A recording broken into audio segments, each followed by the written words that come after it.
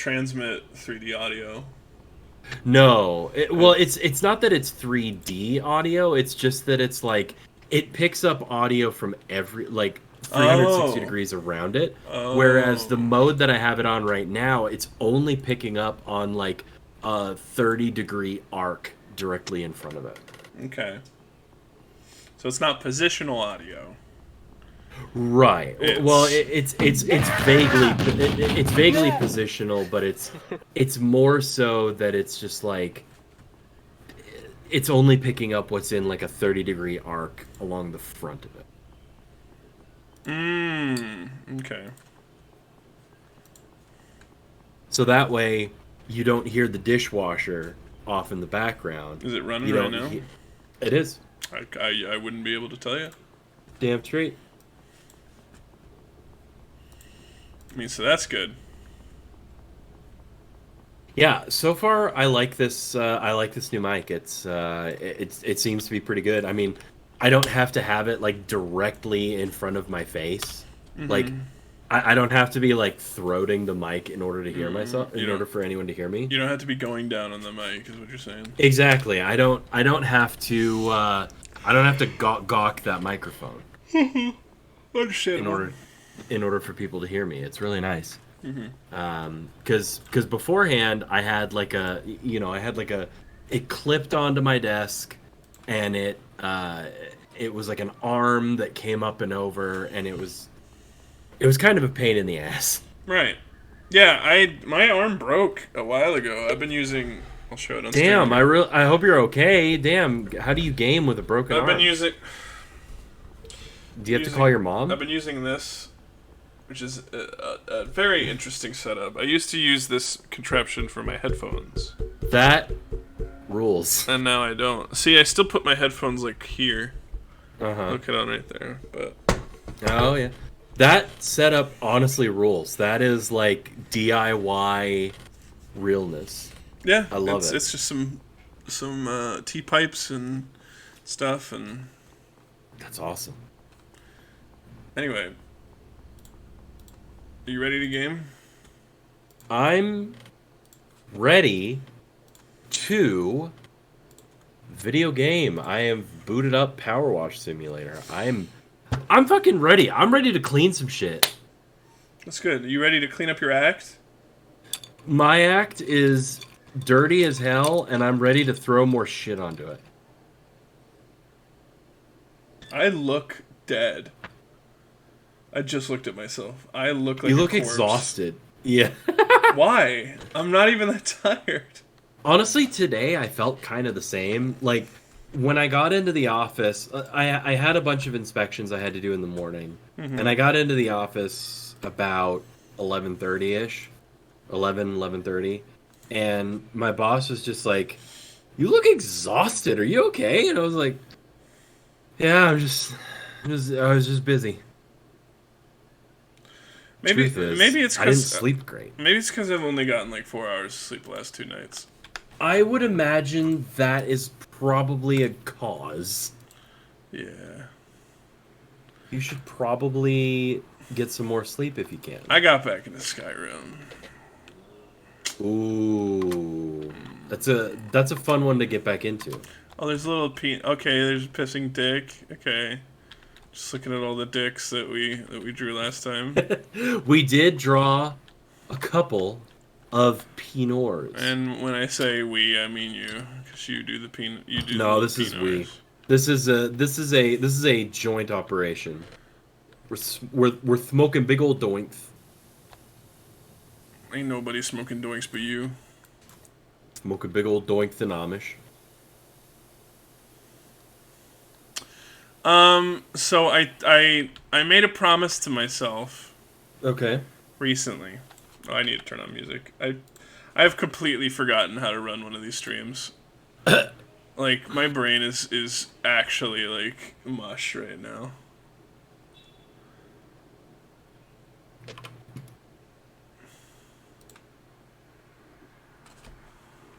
I have been much the same way, like, all day.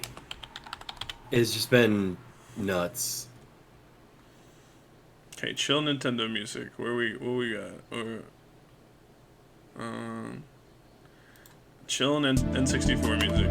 There we go. Chillin'. Cedar Rapids. So, I made a promise to myself, right? Chillin' Cedar Rapids. I watched the first 3 phases of MCU movies a while ago. Now, when I think it was when one of the movies came out, and I was like, yeah, fuck it, you know, let's see, let's watch all these, and so I sat down and I watched all of them, and I'm like, wow, all of these are pretty good, except like 5 of them, and and that's like what, half of them? No, there's like 20 MCU movies. There's too many. So the first Disney. 2 Thor movies are actually really bad. The first one's fine. It's pretty boring. Yeah, in retrospect, it kind of is. It establishes the characters. It establishes what they're going for. Mm-hmm. I felt it was fun. Like Father, I am an unassailably big jerk off, and I will learn almost nothing throughout the course of this movie, Father. I mean, you're right. I mean, the only part that I actually recall from that movie is, "This is delicious. Another." That's the part. That's the only part anyone remembers from that. I'm misquoting that anyway. I don't remember what the exact quote is, but he drinks the coffee and he's like, "Fuck yeah," and throws it against the ground. Yes. The second one's really bad. Thor in the Dark World is the single worst MCU movie, in my opinion, that I've seen so far. That you've seen so far. But anyway, that brings me to my point. I watched all of them, and I had an overall pretty good experience. And then I started watching. I feel like that could just be the summary of the MCU. Yeah, the Infinity Saga is when I don't have any water, babe. I'm sorry. They shut off the water in my apartment. They didn't. I just don't want to get any. Why did they shut off the water in your apartment? I'm joking. Okay. I'll get some in a sec. I'll get some in a second. I want to finish my thought before it jumps off because my brain's mush. So I watched Black Widow today. Okay. Which I forgot that they made that. Which was yeah, exactly. Which is the first Phase 4 movie that they made. This is before my favorite MCU movie, Spider-Man: No Way Home. This is before that one. This came out like, I think this was the first big motion picture in the MCU that came out post-COVID. I want to say. What, Black Widow or the other Black one? Widow. Okay. So, I watched it, and let me tell you, that movie's better than Captain Marvel. That movie's better than Thor in the Dark World. I would even hazard a guess that it's better than the first Thor movie. It ain't bad. And the reason I think a lot of people didn't have big opinions about it or fond memories of it was because, number one, who gives a flying fuck about some character that they killed off in Endgame? Spoilers, sorry. And nice. And also, like, it's the first movie after Endgame. Who the fuck wants to follow that? Like, who wants to come? Wait. Far From Home came out after Endgame. Yeah. So the Black Widow movie is a prequel. Mm-hmm. It takes place mostly right after, I want to say, Captain America: Civil War. I want to say it happened like either right after that or somewhere right around there, because they talk about the Sokovia Accords. So Civil War happened, and then Endgame happened. No, Civil War happened. Oh yeah, well in the release order, yes. In release order, yeah. So Civil War, and then Endgame, and then Black Widow, which happens before Endgame. Yes. Okay. It's at the very least, I will say it's an interesting story. Like it is. I was engaged the whole time. And I was like, I hope this bad guy gets his comeuppance. You know, and because I'm easy to please when it comes to like schlock like that, you know? Sure. Where I'm just like, I just want you guys to win. You and also the masses. It seems like a easy bar to hit. I'm a film guy, you know. I shouldn't be susceptible to like just generic schlock from Marvel, from like, you know, superhero movies, you know. But it was fine. It was just fine. It was fine. It was fine. It was, and so now there's a few that I don't have any interest in watching, but I'm gonna make myself watch them. There's Eternals, which I hear no one gave a single fuck about because no one knows about the Eternals. I heard the exact same thing, where it's just like the Eternals happened and everyone was just like, that happened. Shang-Chi and the Ten Rings, I'm actually kind of looking forward to watching because that's the next one on my list. I've heard that one was good. Mm-hmm. I got that for Jen's stepdad for Christmas one year. Mm-hmm. That's all I know about it. Shang-Chi is my sheesh. I will. Sheesh. They have the second one apparently coming out. I hear Guardians 3 is good. I hear Guardians 3 is bad. Really? No, wait. I just heard it's dark. No, Guardians 3 is good. Thor Love and Thunder's bad. That's the one I thought. I only heard good things about that one. I heard pretty bad things about people whom I trust to like give me a good assessment based on both movies and comic books. Gotcha.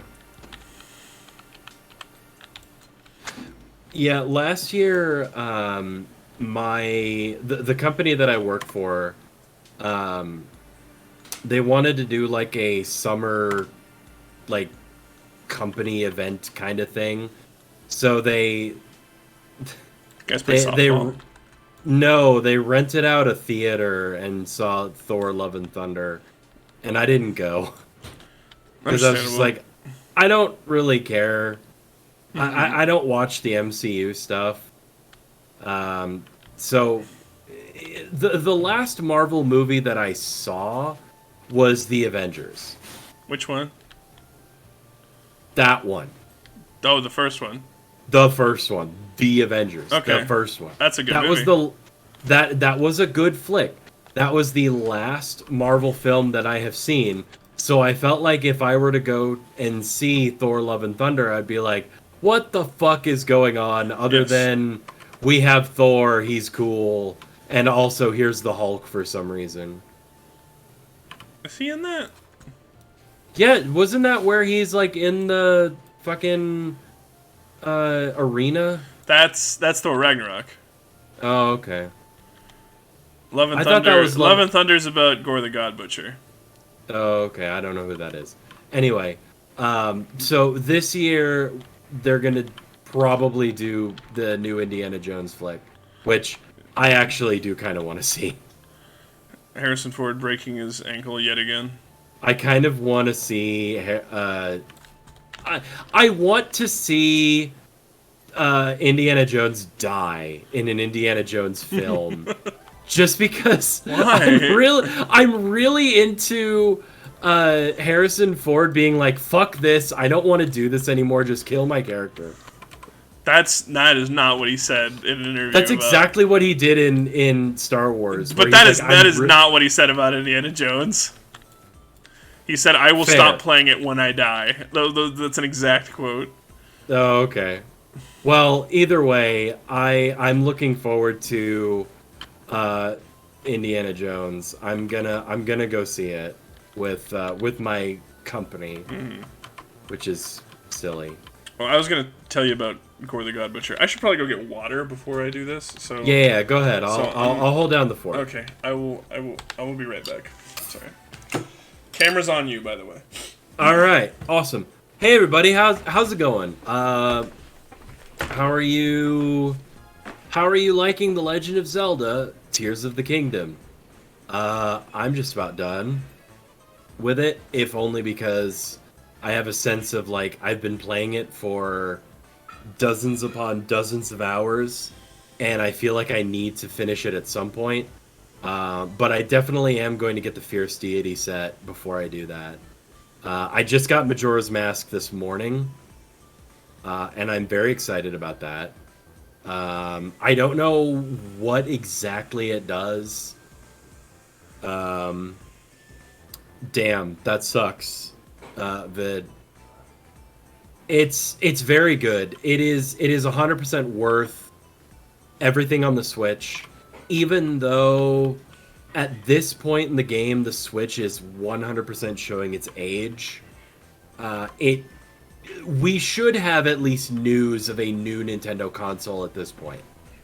I do not believe that the Switch has that much more of a lifespan to it.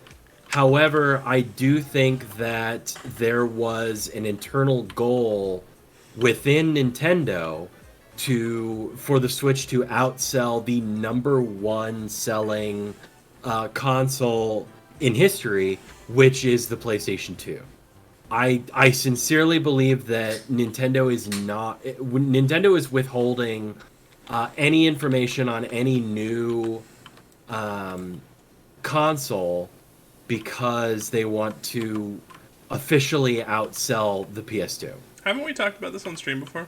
We probably have, but I was just kind of going on about how Tears of the Kingdom is fucking amazing. Mm-hmm. I hear literally nothing but good things about it. So. It is fantastic, especially after you do the Dragon Tears quest. It's a main story quest, but holy shit, you get to the end of that and you're just like, wait, no,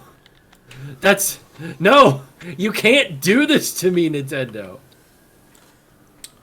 Yeah, it's so tragic. It's so fucking good. I love this game so much. I don't want it to end, but at the same time, I'm like, I have to finish this at some point. I want to play it eventually. I want to play Breath of the Wild too. I just don't have the money to buy either game. That's fair. I would say that Tears of the Kingdom is far and away much better than Breath of the Wild. However, Breath of the Wild is phenomenal by itself. Would I go back and play Breath of the Wild after playing Tears of the Kingdom? No. I would not, because there is just so many different things within Tears of the Kingdom that build off of Breath of the Wild that I don't want to go back to that and like downgrade in a way. No, I get you. Although Breath of the Wild, there is no downgrade when it comes to Breath of the Wild. It's so good by itself. However, Tears of the Kingdom is such an improvement on what Breath of the Wild did that it's fantastic. I love it so much. It's such a good game. I would even put Tears of the Kingdom in my top 3 in terms of Zelda games. Do you want to know my top 3? Go for it. In no particular order. Tears of the Kingdom. Wind Waker, the HD remake. While the original Wind Waker is fantastic, I feel like the Wii U HD remake did a lot to improve on it. It did. And there's a lot of quality of life stuff. I bought the special edition specifically so that I could play Wind Waker HD. I had the Wind Waker Wii U, and I sold it eventually because I needed the money at the time, and that's fine because I'm not planning on getting another one. But I have a feeling that Nintendo is eventually just going to release Wind Waker on the Switch. Probably. But given what they did with Mario, that whole little pack, I feel like that's coming. I feel like that's inevitable in a way. And what's your third one? So my third one. So what did I say? Tears of the Kingdom, Wind Waker HD, and my third is Majora's Mask. Okay. Because I loved Ocarina of Time. You know, obviously, everyone who doesn't love Ocarina of Time, other than the angry game critic guy or whatever. That's the most generic sounding YouTube channel I've ever heard.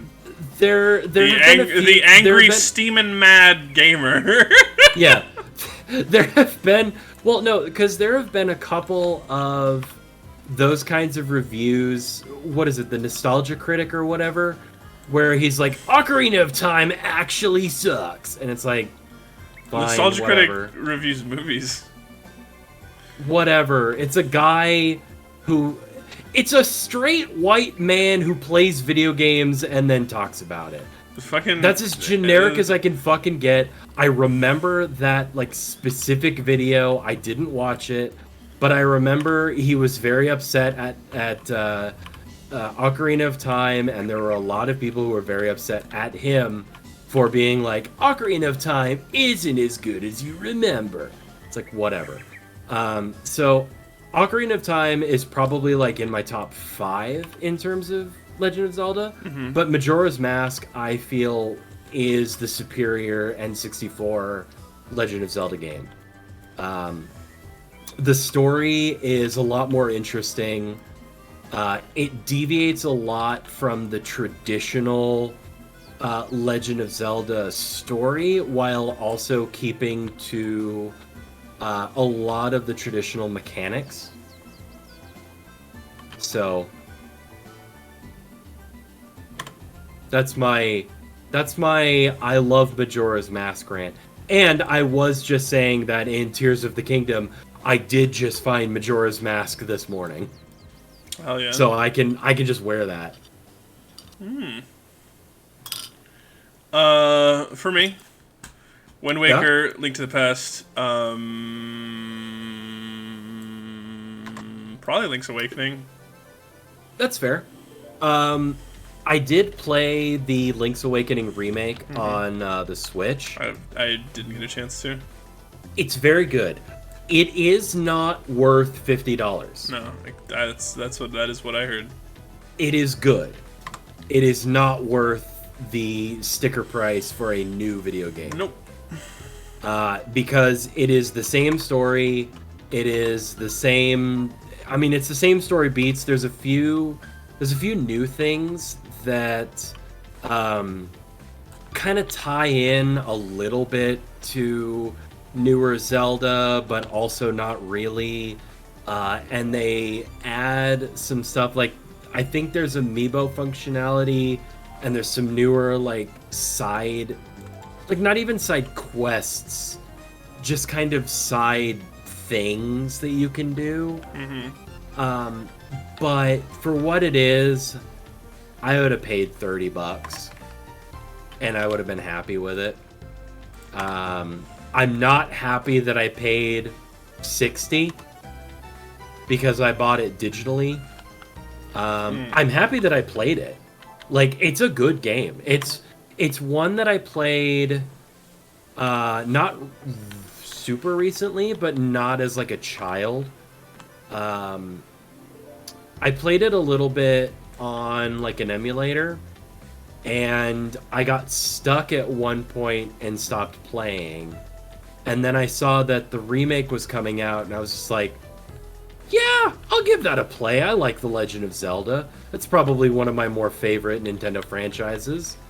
And then I really enjoyed it. Not worth the $60, but good. I recently beat Wind Waker on stream. Nice. Yes. Which was a lot of fun, and it was for me. Whenever I beat a game that was like important to me in my childhood, I get kind of emotional because it's like, oh yeah, I feel like I'm sharing, and this is what I want my stream to be. For anyone wondering what my mission statement is with this career that I've chosen, I want to share video games that have changed how I view the world in a lot of ways. Yeah. Like how they've affected me. Like Kingdom Hearts. I fucking cried like a baby when I beat Kingdom Hearts 2 on stream. Like, I cried hard. because I got to share something that was so unbelievably important with me to everyone.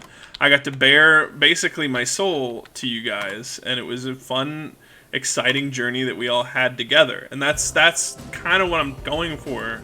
And with this stream, Kingdom Hearts is a good game. It is very good. The second one's very, very good. I really liked the second one. The first one is fine. The first one's good. The second one, I was like, oh, this was kind of short, but I had fun with it. And then I didn't play any after that. I played a little bit of Chain of Memories. Did not get very far. Didn't have a whole lot of fun with it. That was the one on the DS, I think. And it was Chain of Memories was on a Game Boy Advance. Oh God. Okay, so it was on Game Boy Advance. It had like that card-based combat system. That is Chain of Memories, yeah. Did not vibe with that. Nope. No, the last time I played Legend of Zelda Wind Waker, I mean, I dove into it. That was I had it on, like I said, I had it on the HD on the Wii U. I had a lot of fun, and when I rolled credits on that, I was fully weeping. It's emotional. I get emotional beating games. I'm not entirely sure why. I think it's mostly because I'm passionate about the things that I'm passionate about. Oh, and I'm definitely passionate about video games and and the impact that they've had as a medium on like individuals. I think that's fascinating because media can really kind of change how you look at stuff. They can impact you in very different ways. So when I beat Wind Waker, it felt like closing a chapter.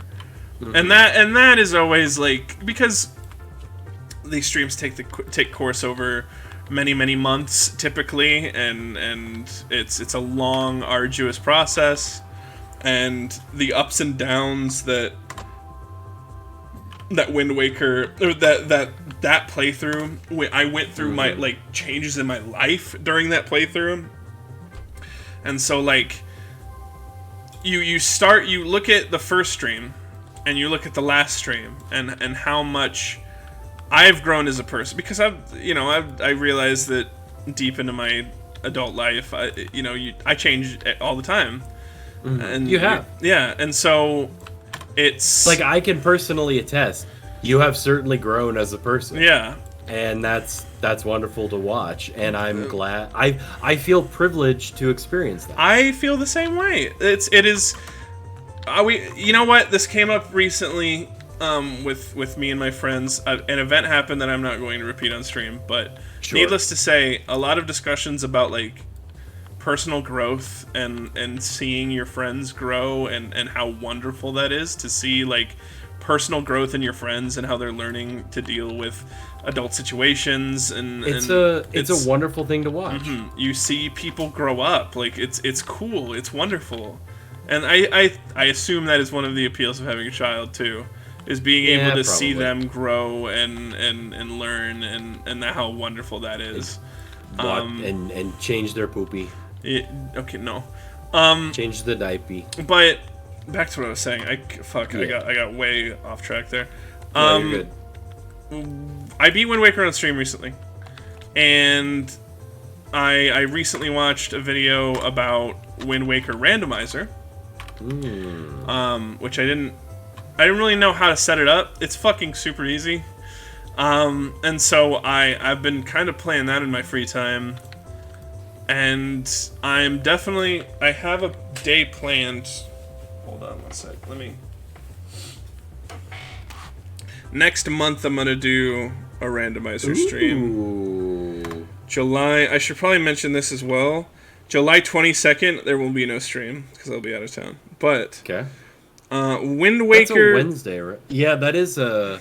No, that's a Thursday. July 22nd. July 22nd. Sorry.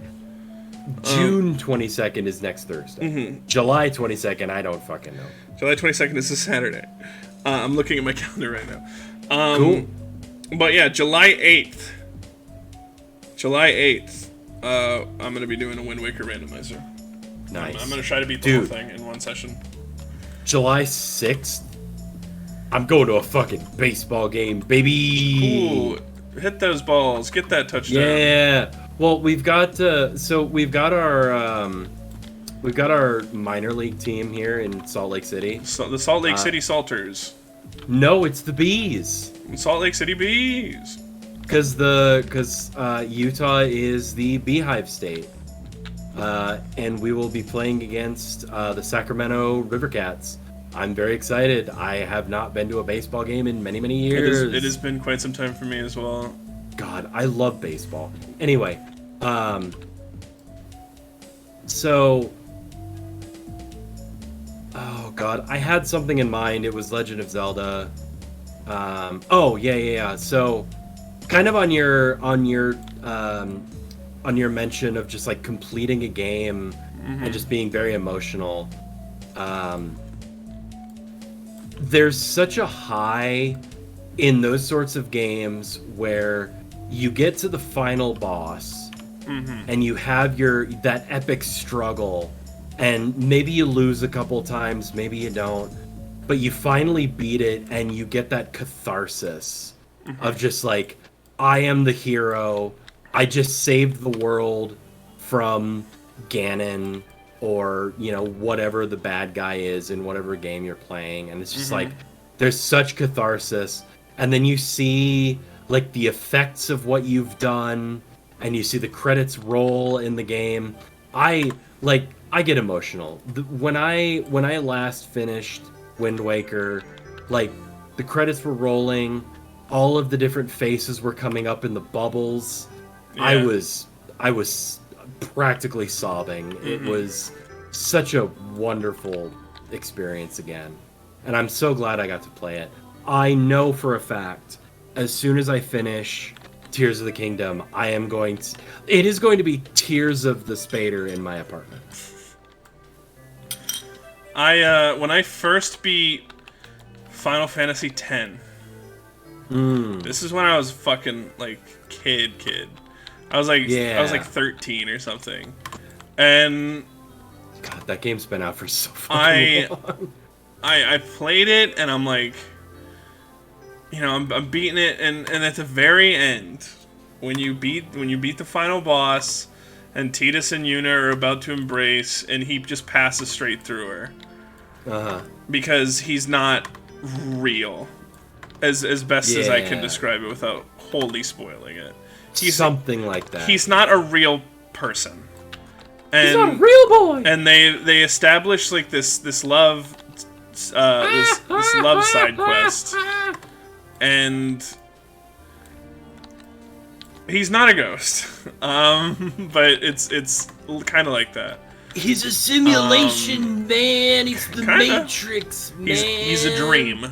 That's what he is. Anyway. So, when he passes through her, I fucking cry. Like, I cried and cried and cried. My mom thought something was wrong. And I throw my arms over her. I'm like, it's just so sad. And it really fucking is. Because it is. That is a tragic... I mean, I don't want to mention anything, like, in specific for Tears of the Kingdom. But the very... So... in Breath of the Wild, you collect the memories of like 100 years ago, and it kind of pieces together like this backstory between Link and Zelda. In Tears of the Kingdom, there is very much the same kind of a thing, but they're called Dragon's Tears.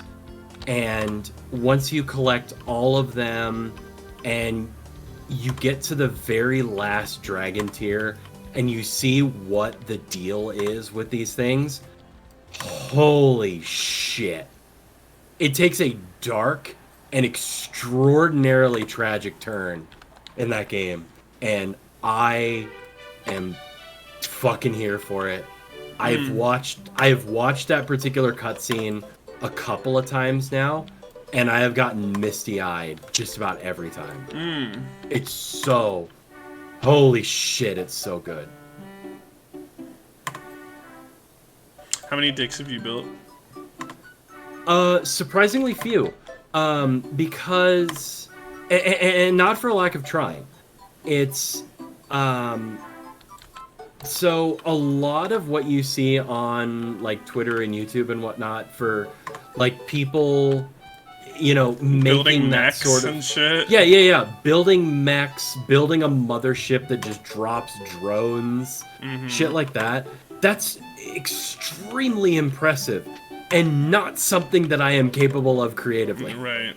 Like inherently. Like I am, you know, 100% capable of figuring out like this like these pieces go together and I can use it for this.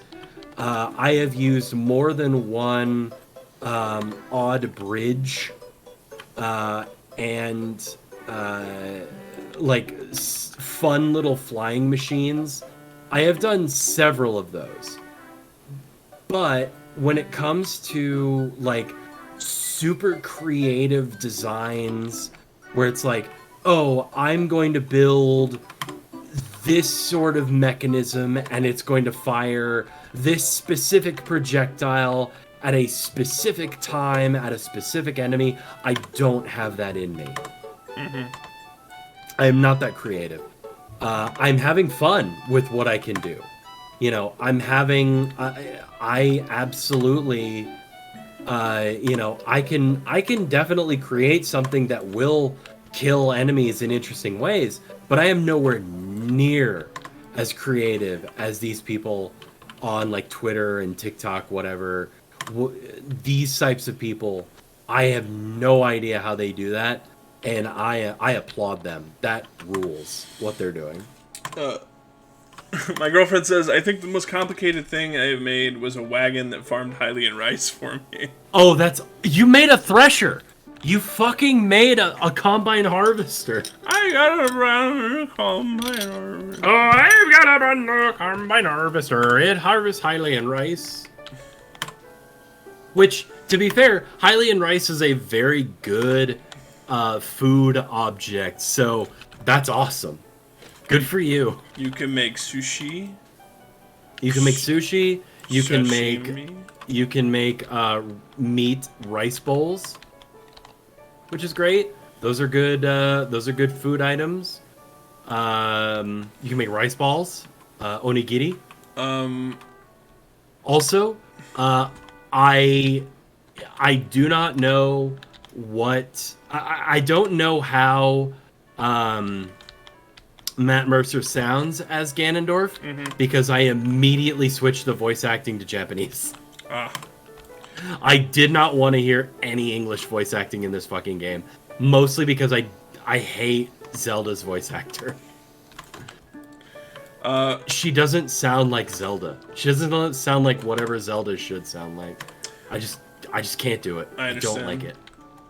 Vid asks, any games anyone looking forward to? I know you're looking forward to Alan Wake 2, Russ, but anything else? Me personally, there was one game, Dragon's Dogma 2, I guess. I'm not like crazy. Wait, that game hasn't had a sequel yet? No, it's coming out soon. What the fuck? The original Dragon's Dogma was on Xbox 360. Yes. The wind keeps pushing me. I'm gonna play a section of it. Hold on 1 second. I played like the first 30 minutes of that game and I was like, oh, this is an Xbox 360 game, and then I stopped. I once you get a little bit further into it, I was pretty excited. Hold on 1 sec. Yeah. I don't really like I haven't been keeping up on any releases lately. Mostly because I have been so staunchly just playing Tears of the Kingdom. I just don't know what's coming out anytime soon. I know that Street Fighter 6 just dropped. I know that Diablo Street Fighter 6 4, looks really good. Yes, Street Fighter 6 just dropped. I know that Diablo 4 just dropped. I think, and that's cool. I've never really been a fan of Diablo. I played a little bit of Diablo 1 when I was really young. And that sort of genre is kind of cool. But at the same time, like, it's just not something that has ever really been on my radar. And I'm not really into fighting games because I'm bad at that. Sure. Specifically because I am bad at them. And then when I play against someone who is good at them, I feel bad. So that's fighting I games. so I just don't feel the need to play a game that is going to make me feel bad. Understandable. I'm excited for Alan Wake 2, as mentioned. Yes. Yes, you are. Very excited. That's the one game. Seriously, I am not soft serving it when I say this. I have not been excited for a game in a very, very long time, and I'm genuinely like beside myself excited about Alan Wake 2. Every mention of everything the fucking Summer Games Fest. I watched the Alan Wake 2 footage that Sam Lake brought in a fucking attaché case attached to his fucking wrist with a handcuff. That's not true. But he showed it off, and it all looks very good. There's a lot of very promising things that I see. They're bringing back a lot of mechanics that were familiar to me. I'm very excited. The one thing that they didn't bring back that I'm a little upset about, but it's just going to make the game a little bit more challenging, is you can't just passively point your flashlight in the direction of a Taken and have their armor go. You actually have to focus, and you gotta focus burns a lot of your battery power, which I like just being able to shine your flashlight and be like, okay, over time this is a lot slower, but it gives me a bit of a breather. But now you can only do damage, it seems like, to armor with focusing the flashlight. Anyway, enough about Alan Wake. Okay, I know I'm a dork. Sorry. Please. I really like. This is something that you are. This is something that you enjoy and that you are passionate. I do stream about. it once a year, don't I? That's fun.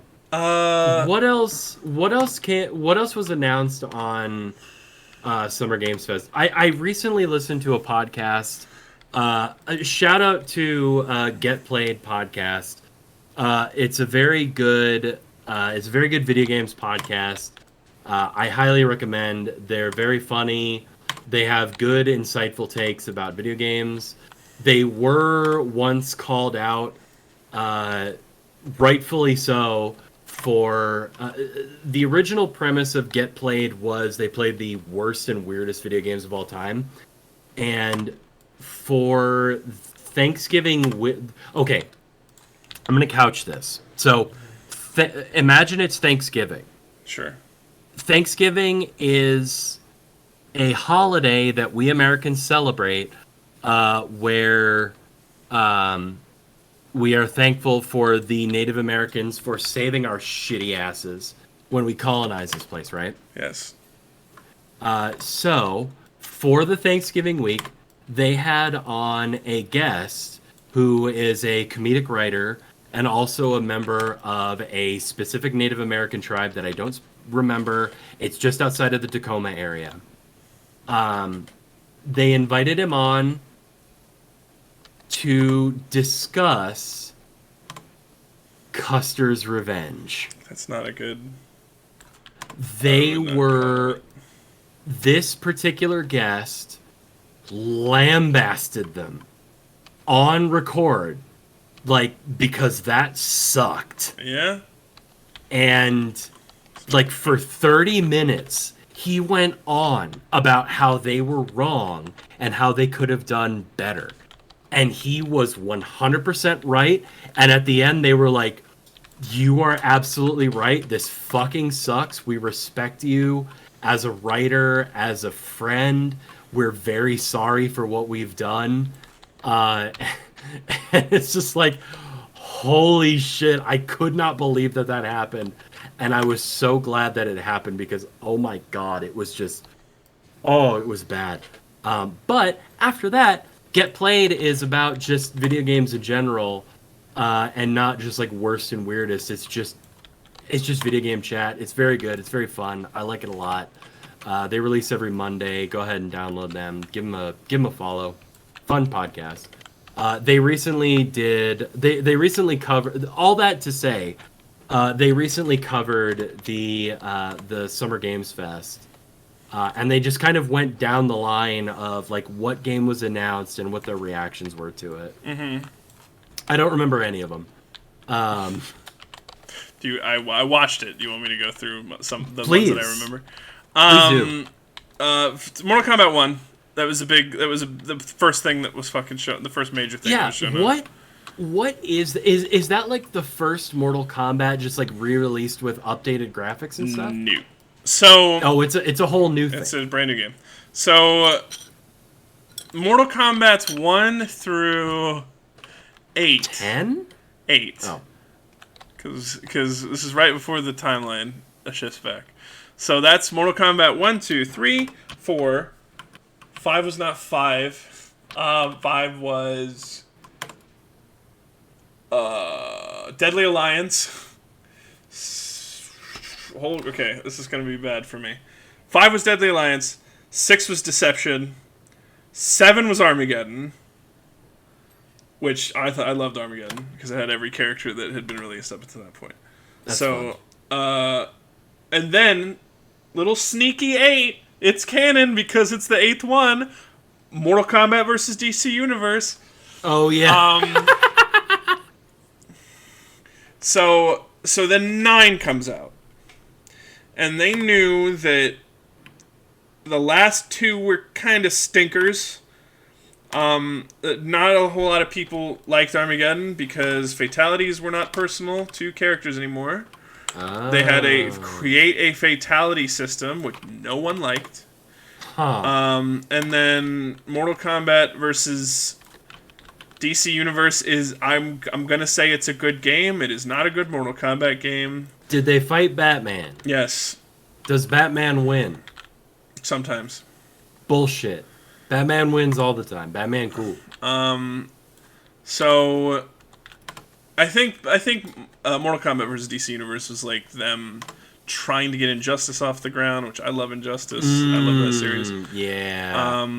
But okay, so 9, Mortal Kombat 9. Basically, it picks up where Armageddon left off. Shao Kahn and Raiden are fighting on top of the pyramid, and everyone's dead. Some shit. And so Raiden sends a message back to his past self, saying that the message is, and I quote here, he has to win. And so that starts the new timeline. 9 is a recounting of Mortal Kombat's 1, 2, and 3 from the new timeline. Okay. And then... Oh, so there's time travel shit going on. Yes. Mortal Kombat X is 4 and Deadly Alliance, I think. No, Deadly Alliance isn't really. The events that take place are so different from the main timeline, it's hard to say. But but they definitely fight Shinnok in Mortal Kombat 10. And then 11 is just kind of its own thing. Like, it references how Raiden and Liu Kang are destined to fight in every timeline. Mortal Kombat 11 is a lot about time. It's like it has a lot to do with like time stuff. I have a question, if I may. Yeah. So, Street Fighter has like a bevy of characters. Sure. But it has its main character. That's Ryu. Not always, but sure. I would argue that Ryu is the main character. He's the most recognizable main character. Yes. Ryu and or Ken. Sure. And maybe Chun-Li. Anyway, who's the main character of Mortal Kombat?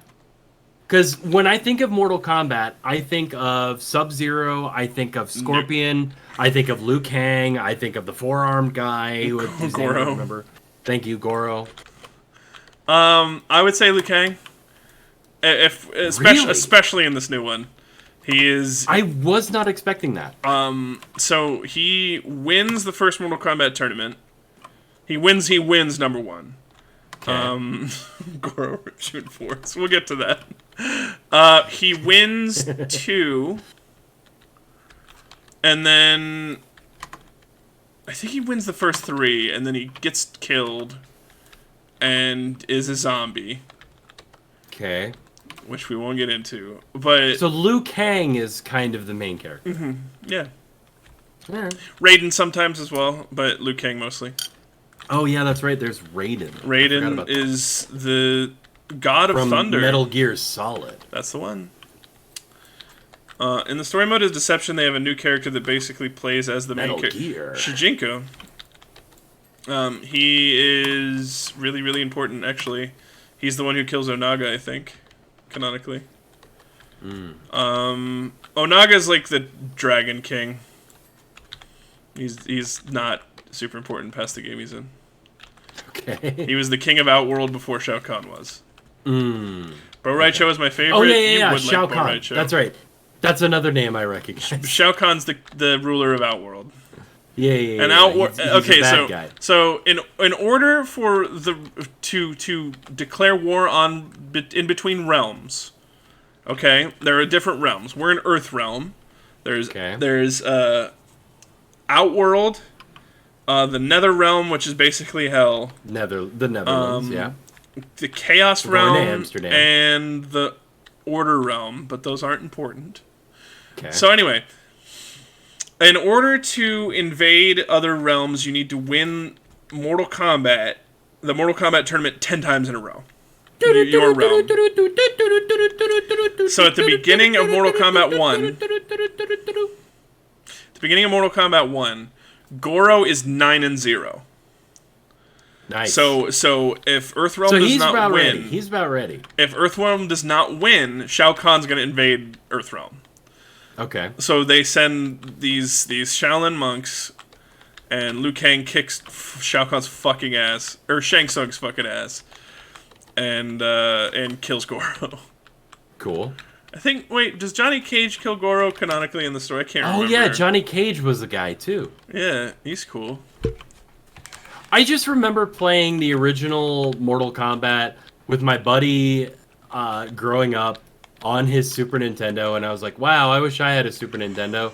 And I was bad at the game, and he kicked my ass every time, and I was sad. He did punch Goro in the dick in the movie. These are $500 sunglasses, asshole!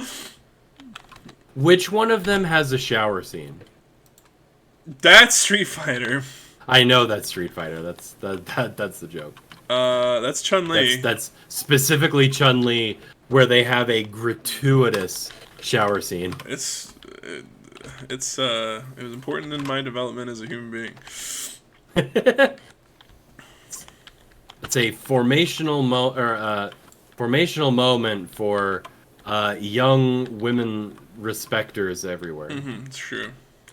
Vega attacks her when she's in the shower because and she kicks his ass. She does. She gets hurt pretty bad though. She does, but she kicks his ass. She does. I think Guile has to go into her apartment and save her though. Rush her to the hospital. I literally only know this because Get Played did an episode about this film recently. I love that fucking movie. It's very good. And not even just for that scene, and I truly, truly mean this. It is a very good movie. But also that scene's fucking rad. Everybody loves to see Chun-Li full boobies out. She does have her little titties out. It's pretty cool. God damn it. These fucking, little corners. We're almost done. I just want to leave this fucking bathroom. There's 2 more cistern pipes. Oh. Other Summer Games Fest shit. We got completely distracted. Other Summer Games Fest.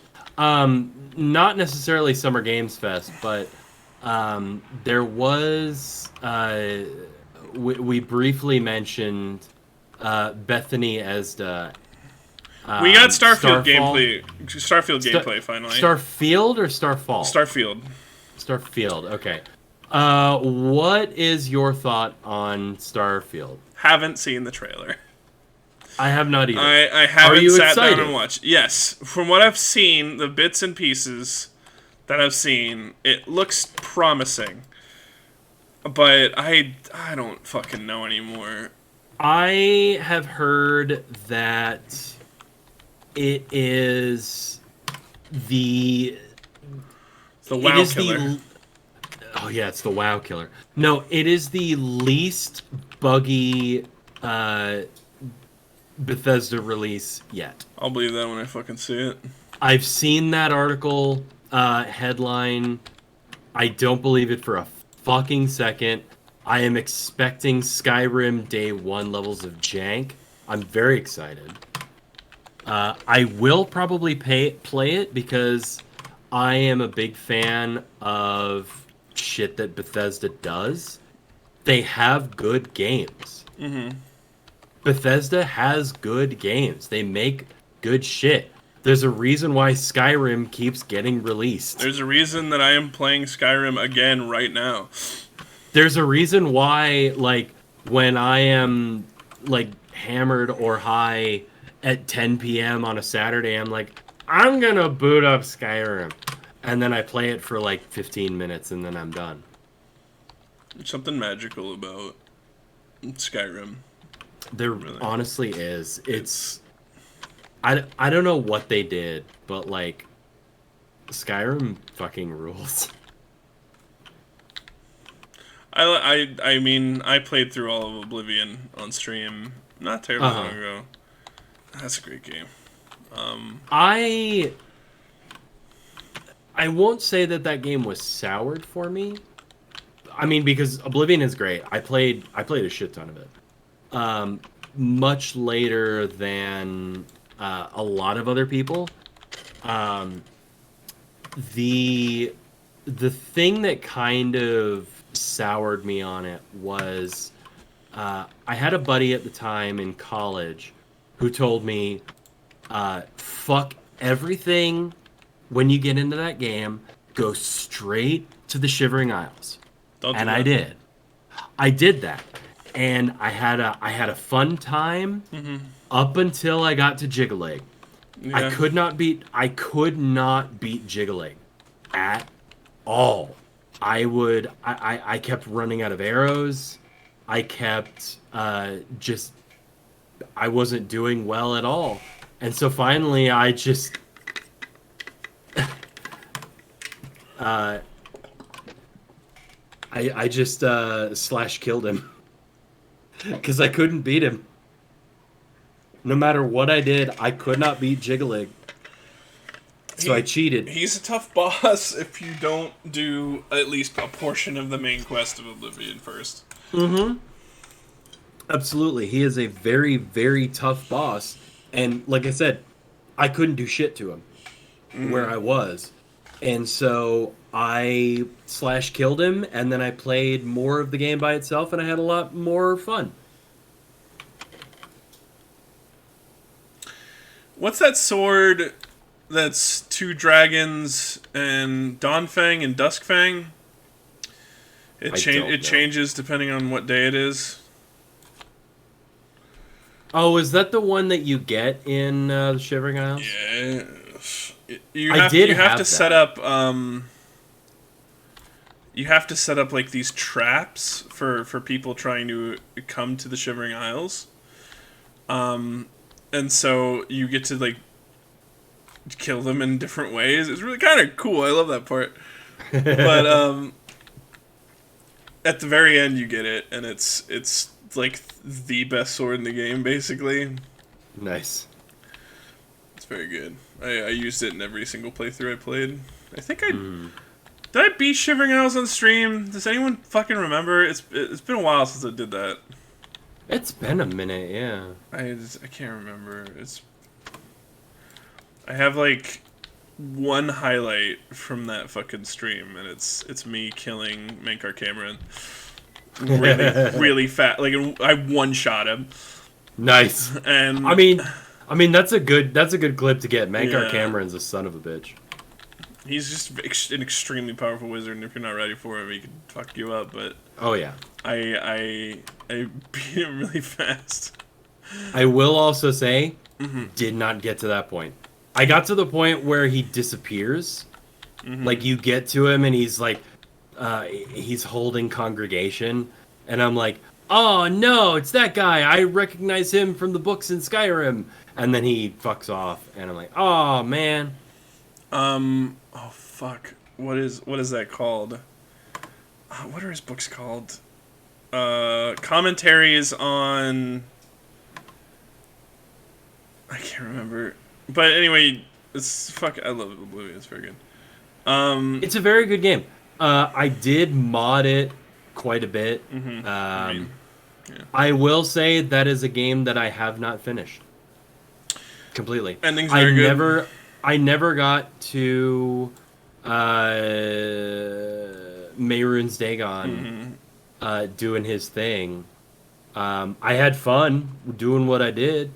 You know, I had fun playing it, but I just didn't finish it. I do think it's a little hard to go back to these days. Yes, It is definitely a little dated. that is ultimately the problem I have with a lot of like classic games. There are very few classic games that I can go back to and be like, I can enjoy this from start to finish. Like Star Fox 64 is one of those games where it's like, this game came out in 1996. I can absolutely sit down and play through an entire run of this. But that's different because playing through that game, it's an arcade game. It doesn't take very long. Yeah. Where playing through it does not take very long. Something like Oblivion, or hell, even Morrowind. Like for the longest time, I have wanted to sit down and play through Morrowind like properly. I have wanted to like experience what these fucking nerds have experienced when it comes to Morrowind, where it's like this is the pinnacle of Elder Scrolls storytelling. You know, you can do magic stuff, you can do all kinds of shit, and it's, you know, some people consider it the pinnacle of the Elder Scrolls. To me, that's Skyrim, because I did not have any experience with the Elder Scrolls until I played Skyrim. And even then, like, when Skyrim came out, like, everyone was shitting their pants because, like, holy shit, we're finally getting a new Elder Scrolls. And I didn't get it at the time because I hadn't played any of them. And I'm like, yeah, all right, sure, fine, whatever. I'm tired of hearing about it, but fine. And then I had a buddy who had it, and I was like, hey, let me play this. Let me see what the hype is all about. And I played like 5 minutes of it, and I was fucking hooked. And literally all I did was I crossed a bridge, and I killed an NPC, and I ran around, and that was it. That's all I did, and I was like, I gotta buy this fucking game. I had 100%ed Oblivion, which is not something that I think like a huge amount of people have done. That is an accomplishment. I don't Be think proud like of that. I don't think like a massive amount of people have 100% of that game. No, absolutely not. But there are a lot of people who have played through it. There are a lot of people who have played it and enjoyed it just up to a certain point. That is the level of dedication every side quest line, every side quest. I looked through a guide for every single side quest in the entire game. God, I did everything, and I was fucking like proper excited for Skyrim, and I played it, and I'm like, this is great. This is a good game. Both of them are very, very good games. And then I definitely played Morrowind later. And I think Morrowind has its place. Yes. It is not the one that I have played the most, obviously. I think at this point that's Skyrim. Oh yeah, Skyrim is my... Oh, Where is it? If I go to my library, Skyrim is the third. Uh, Skyrim is number 3 on number of hours that I have played. Mm-hmm. My top 5 in terms of just hours played: Warframe at 1194.2 hours, Star Trek Online at 941 hours, which I have not touched in over a decade. Skyrim at 820.9 hours, and then Team Fortress 2 at 385 hours. Yeah, everyone has a lot of Team Fortress 2. Yeah, so to go from 3 to 4 in almost 3,500 hours is nuts. Because after Team Fortress 2 is 385.6. My number 5 is Gary's Mod at 286. So there's 100 hours between Gary's Mod and Team Fortress 2. My 5 and 4 most played games. I have a lot lower numbers, but a lot more games over 100 hours. Oh yeah, I definitely have quite a few over 100, but I have, my top is RimWorld with 581 hours. Nice. Sims 3 with 416 hours. Gary's Mod with 362 hours. Team Fortress 2 with 362 hours. XCOM 2 with 300. Stardew Valley 254. Rust with 237. Wow. Yeah, my Stardew Valley is at 197 and my Rust is at 212. My Civ 6 is at 256. If you go to your library in Steam and then scroll down to all games, you can sort by hours played. I will be right back. Okay. Payday 2 is 226 hours. Tekken 7 is 188 hours. I've played Tekken 7 more than I've played Fallout 4, which I think is crazy. Hearts of Iron, I didn't think I broke 100 hours. Skyrim Special Edition, I have 108 hours on here. I played it mostly on my 360. Yeah. Is the normal Skyrim on here anywhere? Or is it just Special Edition? The wind keeps pushing me. Oblivion, I have 56 hours on PC. I probably have well over 1,000 hours on Xbox. I just haven't checked in a very long time. I would fall asleep playing that game. But yeah, I have a bunch of fucking games that are I just have so many fucking games. I think I have the most games out of anyone I know. Because I'm up to... What am I up to now?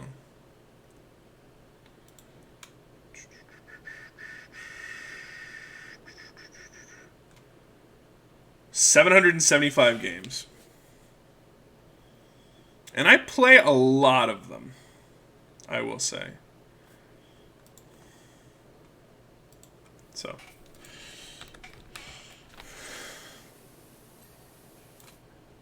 Hey Jay, we're just talking about game time, play time on your most played games and stuff, and what you've committed the most time to. Owning Humble Bundle really inflates your inventory. That is fucking 100% true as well. But there are games that I just get into over and over and over again. You know, you could step away for a while and then come right back, and you're like, ooh. RimWorld. That's RimWorld for me. RimWorld is a drug habit I can't fucking kick. I step away for a while and I'm like, all right, I'm sick of this basically, and then I eventually just fucking come back because I love Colony Sims, and it's the controversial opinion. I think it's the best one on the market. I'm sure I will eventually come back to RimWorld, but I definitely hit that point where I'm like, man, I am at a point where I am pretty good at resource extraction and, building shit, but then I get raided and I'm fucked. See, you just go... I do play uncasual on that, to be fair. 1,312 hours on Cookie Clicker, Jay? Jesus. Holy Fuck shit. me. What the fuck, dude? Are you okay? Do you need help? Jay, join the fucking voice call and explain yourself, please. I honestly, I just can't believe that I have somehow put almost 1,200 hours into Warframe. That took, that took probably about 4 or 5 years. And then my number two is Star Trek Online with 941 hours. I genuinely don't know how I put that many hours into that game and have not touched it for over a decade. Jay. Is that you? Are you here? Okay. Yes. Well, yes, I'm gonna. We're just gonna ask you a few questions. We're here for you. We are asking as friends. We want to know that we want you to know we love you. We think you're a good friend. We are concerned. Okay. I guess my first question is, what the fuck? No, my first question is, what is it about it that made you play over 1,000 hours? Do you just like do you just like put it on and then just like set it and forget it? I think a couple times I did, but that was like I was like having like just bad days and was just like, yeah, I'm just gonna have this on. Because But I definitely other than that, I was just like, ooh, funny cookie game. I click, number go up, brain go blur. Because I definitely did that with Star Trek Online, where like I would play I specifically played Star Trek Online only during my college years, and like I would play a little bit in the morning, and then I would realize, oh shit, I gotta go to class. I would just let it run because I knew I was gonna come back to it. Yeah, that happened a couple times. I was like, oh shit, I gotta go. And then just left it on and just prayed that my computer didn't just crash randomly and I lost everything. Damn. I will say, the fucking XCOM mod loader I use, I forget to close out of sometimes, and that inflates my numbers on that. I will say that's why a lot, because I've just let it go for fucking 9 hours straight, and then I come home and I'm like, oh, whoopsie. But I will say, RimWorld, all of that I was present for all 500 hours. Yeah, there had never been a point in RimWorld where I'm like, I can walk away and let everything happen from here. No, I have to fucking micromanage that shit. I have to make sure that everyone is doing exactly what I want them to. I have to make sure that they are building or mining or doing whatever I need them to. I cannot just let them do what they want, because otherwise they're going to do some random bullshit and it's going to screw everything up. Last question, Jay, and then you can be on your way if you can there. leave. How many times did you rebirth? And also, follow-up question, were the grannies hungry? Grannies, I don't... Actually, I think once I made the grannies hungry just out of curiosity, but other than that, it was just the one time. Oh, okay. But other than that, I'd have to say... I actually don't remember. I want to guess, but my guess goes from like 20 to like in the hundreds. Oh, Jesus. And I do not remember. Okay, fair enough. I haven't touched that game in a long time, and the reason why is because I'm afraid of doubling that number. Oh, no! All right. God, I remember when Cookie Clicker was first a thing. Yeah. And everyone was just like, hey, this is weird. And then you just kept going and going and going and going and going. It's like, what am I doing? This isn't a video game. This is just clicking. And then it turned into a thing. Thank you so much, Jay. I'm sorry that I wrangled you, grabbed you by the fucking throat and pulled you in here. I'm sorry. You just grabbed him by the fucking collar and like, hey, explain yourself, bitch. All right, thank you, Jay. Love you. Yeah. Love you, bud. Bye. She's cool. I like Jay. Jay's good. Wait. What are Jay's pronouns? She. Okay, thank you. You're welcome. God, I don't like being on the opposite end of that. Doesn't feel very good, does it? No! I think. I'm sorry, Jay, if I have misgendered you. 100%. I apologize. And this is coming from a cis male who has no dog in this fight.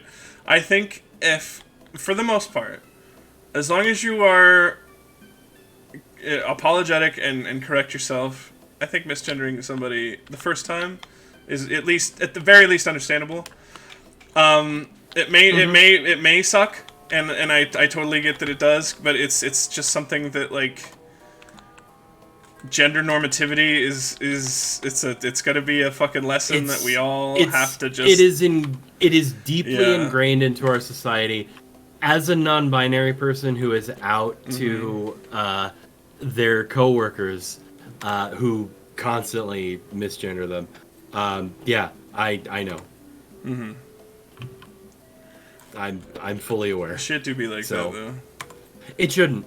It shouldn't, but it do be like that. I live in a deeply red state, and there are, like, for my own mental health, I don't come out to people who I don't interact with on a daily basis. I see. This kind of goes into real talk a little bit.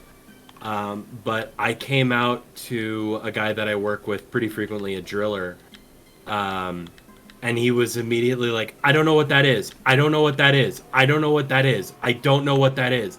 And I tried to explain it, and I obviously wasn't doing a very good job of it. And then the conversation ended with him saying, hey, I saw a great bumper sticker the other day. It said, fuck your feelings. And then I was like, I'm just going to shut up forever. That's cool. It was really awesome. I felt bad. I wanted to cry. I very rarely talk about what perspective I think people should have. And that's for good reason. I don't want my show to be... You don't want to tell people, like, hey, think this way, idiot. I don't want my show to be a soapbox. I've said this multiple times. I don't want... I will get on a fucking soapbox because that's what I do. I'm trying to make sure it's not on this show, but it happens from time to time. But I don't want... whip it out. I don't want that to be here. I think here is a place where we don't have to think about shit like that for just at least a little while. At least a little bit. Where it's not something that we are actively, like, stressing over, you know? I want to cultivate an environment that's, like, just chill, you know? Yeah, and I like that specific interaction. It's not something I think about on a daily basis, but I frequently interact with this guy because he is a guy that we hire, like, very frequently. He is, like, our consistent driller. So whenever I see him, I'm like, oh, this is not a person I trust. And so, you know, I think about it pretty frequently because I am a person who I'm trying to be, you know, a little bit more proactive, a little bit more out about, you know, hey, I'm not of the cisgender, you know, whatever that you guys all adhere to. Hey, I'm a little bit different. That's cool, isn't it? And then I get, like, weird looks and shit like that, and I'm like, I'm gonna go back into the closet. I think, and as I was saying, because I don't have the right to fucking tell people how to think, even though I disagree. I 100% agree. But how I think the outlook should be is that it doesn't affect me personally. Yeah. I am not affected by this individual wanting to be called a certain way, you know, like if they go by certain pronouns or whatever. I don't know why people make such a big deal out of it, because how does that affect me? Like, it doesn't affect, like, if you want to do that, that's fantastic. I'm happy that you are finding yourself and you are discovering who you are personally, and that's wonderful. It goes back to our discussion on individual growth. It's wonderful. It's wonderful to see people grow, and discover who they are. That's great. It's I love seeing people progress on their personal journey. It's one of my favorite things in the world, actually. So why not just call people what they're fucking comfortable with? I just don't understand why you wouldn't do that. It doesn't make any sense to me. Like, Well, I mean, it always reminds me of a Thomas Jefferson quote. And I mean, in this specific instance, it's about religion. Tell my wife but... I'm coming home late. Yeah, exactly. No, in this specific quote, it refers to religion, but it obviously applies also to, like, you know, whatever else anyone wants to, you know, feel, whether it's gender, sexuality, whatever. But it does me no injury for my neighbor to say there are 20 gods or no god. It neither picks my pocket nor breaks my leg. That can be applied to gender. It does me no injury for my neighbor to say there are 20 genders or one gender. Yeah. It neither picks my pocket nor breaks my leg. So who the fuck cares? Yeah. But at the same time, there are so many people who are so stickler about that sort of thing, where if it's anything different, it's bad, and I am made to feel bad about it. Mm-hmm. So, sorry, I did. You said that, this stream isn't a soapbox, but at the same time, like, this is kind of a big thing in my life. And I know you're passionate about it, and it's less that I'm passionate about it. I agree with you, but yeah, it's less that I'm passionate about it, and more that it's like I'm trying to assert my identity, and people are telling me that it's bad or weird, and it's like I'm just gonna not say anything. So there are so many people that I interact with on a daily basis where they call me he, him, and I'm just like, all right, whatever.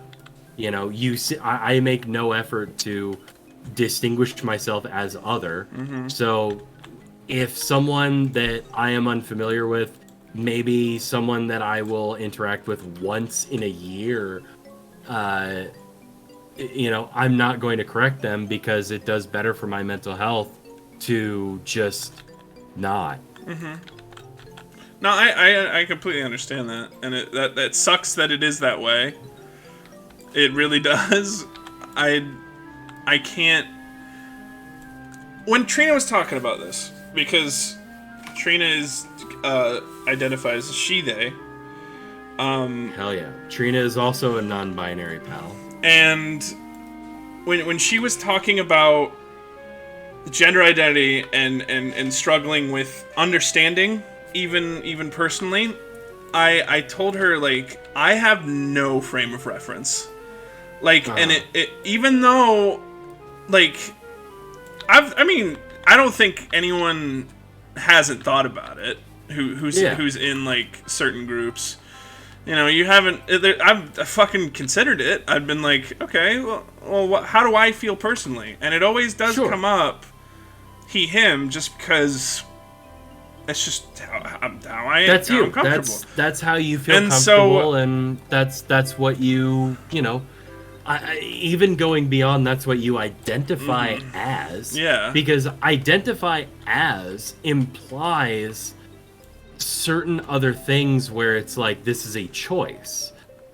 This is you. You are as you are. I will not speak for you. Yeah. But in my case, I am non-binary. Yeah. I am not male. I am not female. I am neither. I am both. I don't fucking know. I am in my full gonzo era where I am just whatever. Mm-hmm. And so I don't even know where that train of thought was going, other than it's barely, it's not even a choice. It's just, okay, no, I kind of remember. So there are people, there are times when you kind of question that, but there are, like, I would honestly say the majority of people who don't think about that sort of thing. And those are cisgendered people, where they know who they are, they know what they identify as, and that's them. That's what they are. And I wish I could have that sort of clarity. No, and going back to what I was saying, like I said, I don't have a frame of reference for that. I've never had like a moment where I was unsure about who I was gender-wise. And so I just don't have any frame of reference. So why, me, a person who has never had to go through that turmoil in their life, why would I judge someone based solely on something that they are personally going through in their personal journey when I have no fucking frame of reference? It's like no, I'm not gonna fucking talk about it. But to wrap up, because I don't want to stay on this too long. Sure. It's just how it is. Like, a person is who they are, and they cannot change that. And maybe people need to discover who they are, and that's fantastic. I love it when people can finally feel comfortable in who they are, depending on, like, that's wonderful. And it's great to see. Like, I love seeing people, like, say, okay, this is who I am, and please respect that. And I'm like, yes, like, of course. Why wouldn't I? And that's it. That's all I gotta say. For us, who are the woke liberals, sure, it is easier for us to understand that sort of thing because we are open-minded to different gender identities and accepting people for who they are. But for those people who don't get it and refuse to get it and will actively like rally against that sort of thing, those sorts of people are ingrained in who they are and what that means, to the point where extremist views are the only thing that confirm that, and anything other is bad and scary and gay and woke, etc. Mm-hmm. So real talk time. And we should have drops just like real talk time, and then it's just like a little stinger of music. We should not actually. we should not do that. I don't wanna show eyes this any more than we already have. Real talk. Gender. Jason, thank you for the 200 bits. Fuck dude. I see you cleaning this giant shiny metal slide, and all I can think about how hot it would get in the summer. I know, right? Yes. Oh god, that's a bum skin ripper right there. Have you ever been on a metal slide in the middle of summer? So I have a story for this. I was very young. And there was a metal slide at the park down the street from my parents' house.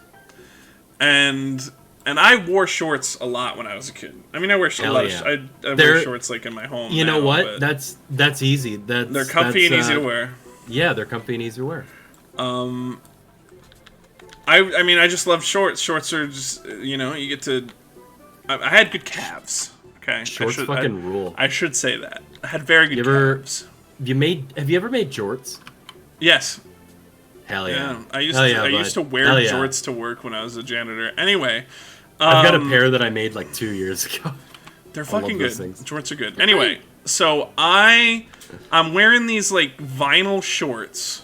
Ooh. And I'm like, all right, I'm ready to go down the slide, and I'm by myself because like, I'm like 8, I can take care of myself, whatever, and so I go down to the park by myself, and I'm like, all right, Mom, I'm going, and she's like, don't cross the street, like, it's fine. I'm like, you're not gonna cross the street, you're on the slide. No, it was down. I didn't have to cross the street to get to the park anyway. So I go down to the park. I'm like, I'm gonna go on the slide, maybe then go home or something, and play Final Fantasy. So I get ready. I pump myself up. I'm like, yeah, this is gonna be the best slide ride ever. This is so fucking scary. I sit down. I start to slide. My fat little thighs make the make the vinyl shorts slide up my legs, and my entire fucking leg gets that fucking metal rash. Oh no! And I'm like, ah! You're just sliding down the slide. Ah! Yeah. Middle of summer, your fucking hams are cooked. My hams were cooking that day. I had another story at the same park.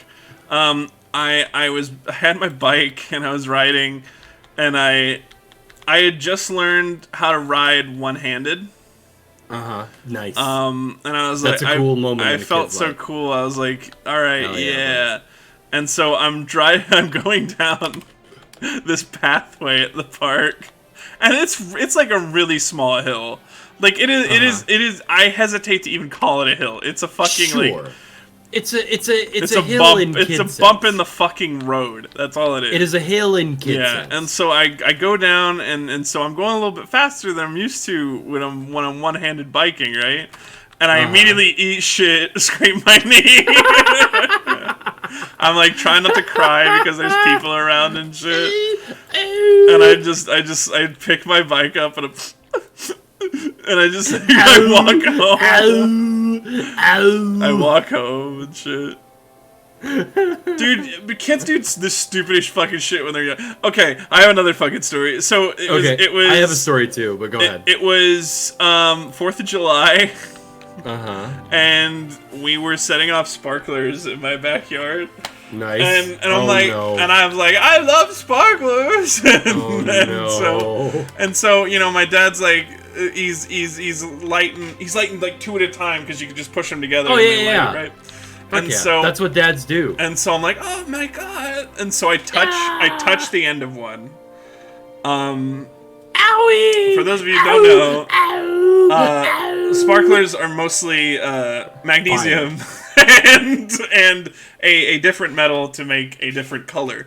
That's usually like copper. Copper is green. Lithium is lithium is red. Red, whatever. There's a few others that I don't remember off the top of my head. So it's been a while since chemistry class. I touch this fucking sparkler and it burns the fuck out of my hand. Like it is the worst burn I had experienced up until that point.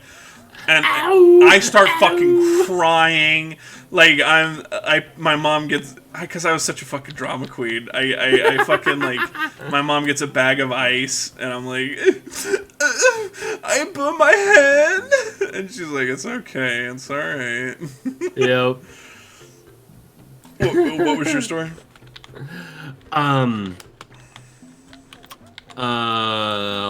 What the fuck was it? Oh, when I was 5. Mm-hmm. No, I think I was like 4 or 5. I was living in Fargo at the time. Fargo, North Dakota. Don't you know? And someone got thrown into a wood chipper. Yeah. Yeah. Someone got thrown into a wood chipper. There was a lot of blood. Whatever. Anyway, I actually got a little tired of that reference for a while when I was in like college. Anyway, so when I was about that, it was probably about a month or 2 before we moved to Colorado. I was playing on the jungle gym, monkey bars, whatever you want to call it, and I don't remember what exactly I was doing, but one moment I was up high, I was having fun. Oh, no. I mean, this thing was maybe like 5 or 6 feet off the ground at most, and I fell, and like I'm on my side. And I get up, and I can't move my arm, and I am in a shit ton of pain. Oh, no. I shattered my elbow. Oh, my God. I don't know what happened, but I shattered my fucking elbow. Oh, no. Off the monkey. Like, so I get up, and I'm in pain, and I'm holding... right or something. Like, fuck. Yeah. I'm holding my arm because I can't bend it because it's broken, and I run over to the daycare person, and I'm like screaming, crying my head off because I'm in so much pain. And so she takes me back. She puts like an ice bag on my elbow, normal thing. And she calls my mom, and we go to the hospital. We get an X-ray done, and it turns out I shattered my elbow in 3 places. Jesus Christ! And so I mean, I'm a kid, you know, at that point. Yeah. I'm a fucking child. So they put me in a cast, so my arm is at like an L shape for about I mean, it was only about a month. Okay, that's not too bad. No, it really wasn't. So I was able to play my Game Boy, which I was very happy about. And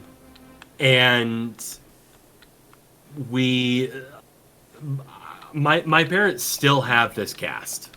Like, to this day. It is sitting in a cedar chest in my parents' bedroom. My parents have my arm cast, yeah. Or my leg cast. I can't remember what I broke. So, they still have that, and, like I said, it took about a month for that to heal properly to the point where I could move my elbow. It was my left elbow. So... I'm right-handed. I'm not a southpaw. Oh, you so know, it wasn't so bad. I am not touched by Satan himself. So I was able to, you know, do a lot of things that I normally would be able to do. Right. Including play my Game Boy whenever the fuck I wanted. Very, very important. And actually, the daycare that I went to, I didn't realize this, but they until we just about left, but they had a Super Nintendo, and I played. It was a Spider-Man game. Ultimate Carnage? I don't remember, but it was like a 2D side scroller. Oh, that's Ultimate Carnage. That fucking game rules, dude. But like, I played that a couple of times, and I was like, I'm Spider-Man, and you know, I would have fun occasionally, but. Then I got kind of bored because I wanted to be outside playing, you know, in the tree fort and on the playground. And like, I wanted to do fun stuff, but then I was like, I want to play video games. I'm a gamer now. Yeah, I have entered gamer mode. I have entered gamer mode by shattering my elbow. Hey, sometimes that do be it. I destroyed a bone of my body. Time to play video games. When I was very young, I mean, this is like younger than I remember. My mom and I were at a church function, and it was raining, or it was either a blizzard or really heavy rain. I can't remember which. Oh God, that's a bit of a distinction. And so we're inside. Well, this whole story takes place inside. That's why. Sure. But the important part is there were a bunch of teenagers playing touch football in this big like kind of rec room area. At our local church, and so I was just wandering, as kids do, and there is a big scramble for the ball. The ball is right next to me. They cut the scrimmage. So I don't know what that means. It's probably nothing. It's nothing, but I don't know. So anyway, I guess some dude fucking goes for the ball and fucking overshoots, hitting me. Oh no. And so I break my fucking leg because of that. Oh God. And so my mom runs over. How did you break your leg getting hit by a ball? It wasn't a ball, it was a fucking full-grown, like, teenage man. Oh, so a teenager just, like, full-on bodied you. Yes. I think I was at the bottom of, a fucking pile-up. If I remember my mom recounting the story to me. So I break my fucking leg. My mom has been through, bone breaks before. I'm her 4th kid. She's unfazed, essentially. Are you the youngest? Yes, I am. Oh, okay. You the baby. Mm-hmm. Three sisters. Baby boy, baby boy, baby boy, baby boy.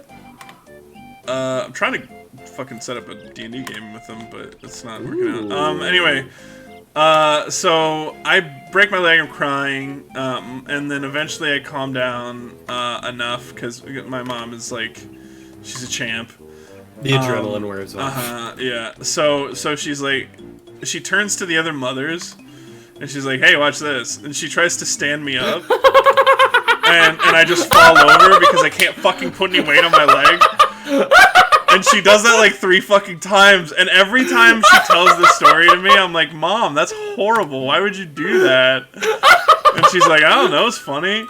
I just imagine your mom being like, "Hey, look at this fucking dipshit," and she stands you up, and you just topple. See, that's what I'm saying. You just fucking face plant into the concrete. I'm like, "Mom, that's mean. That's leg. horrible. Why would you do that?" And like, I don't. Because it's funny as hell. It is really funny, to be fair.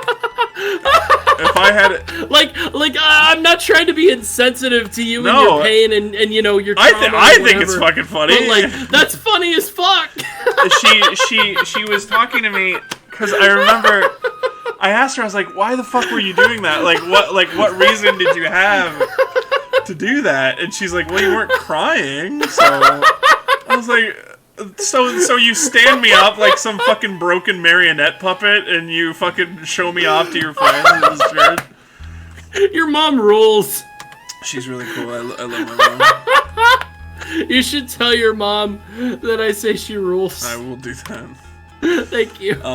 Because that's funny as fuck. That's the funniest thing I've heard all week. I'm glad I could bring you that amount of joy. I didn't think it'd get you like that. I'm just imagining you, but like as a like baby. 2 foot tall toddler, but your head, and you're just like, I'm gonna stand up, and then you just topple over because your mom is like, yeah, you have a broken leg, idiot. She wasn't that mean, goodness. Yeah. Oh God, my stomach hurts. I swear I've told you that story before. I don't think you have. I may not have. I'm pretty certain you that's, haven't. That's one of my Holy ones. shit. That is a good fucking story, thank you. You're welcome. Good lord.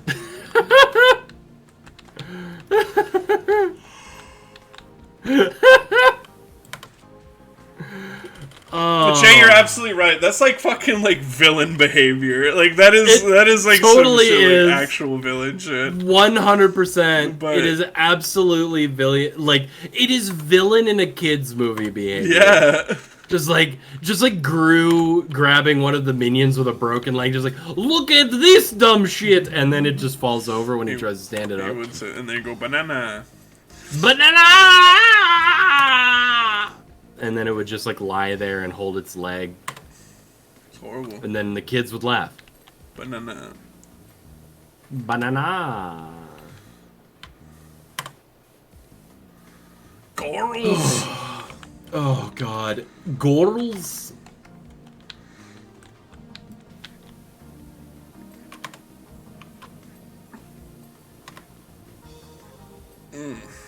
Oh, I haven't laughed that hard since I was a little girl. Thank you. You're welcome. You and your Austin Powers reference are welcome. Those movies are bad. Not good. That's for sure. One of the podcasts that I listen to on like a weekly basis is Kill James Bond, which is a podcast by 3 trans people who initially the premise was they watch James Bond movies and then they talk about them and rate them specifically on a what does this say about masculinity kind of a thing. And it's very interesting. It's a very good podcast. I love that show so much. But they ran out of James Bond movies. So they were doing Jason Bourne for a little bit, the Jason Bourne series. Yeah. They did the Tom Clancy series.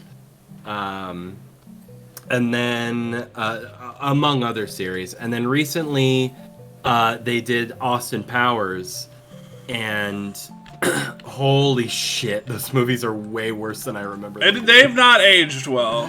No. Like, the thing about those movies is that they are extended skits. Like, a series of skits that Mike Myers just kind of wrote and then just, like, had his best friends act in. Yeah. The problem is we are very lucky that Mike Myers had a team of writers because there was a lot of really bad shit in the original scripts. I fucking bet. Like, Considering what fucking made it in, like... Oh, yeah. Like, full-on race... I mean, legit, Will Ferrell is in brownface. Okay, yeah, I mean, he is, yeah. He absolutely is in brownface. His character's name is Mustafa, and they brown him up. You could not get away with that today. No, there's just so much. But I highly recommend Kill James Bond. It's a fucking great podcast. Go listen to it.